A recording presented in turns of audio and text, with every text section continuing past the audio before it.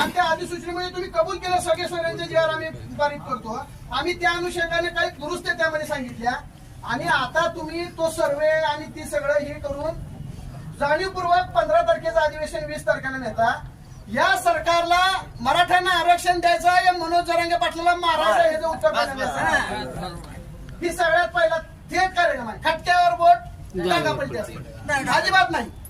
आता मला सांगा आज 8वा दिवस आहे. ती माणूस जगेल का पुढच्या अजून 4 दिवस? मग अशी कोणती या सरकारकडे इमर्जन्सी? तुम्ही रात्रीच सरकार बदललं, रात्रीच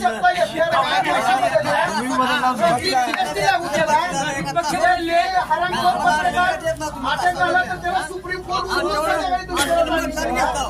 आणि मग तुम्हाला मराठ्याला आरक्षण मिळवण्यासाठी विशेष अधिवेशन उद्या 17 तारखेला तुम्ही घेतलं पाहिजे असं आमचं मत आहे. घेतलं पाहिजे. पुन्हा एकदा आवाज मनोज जरांगे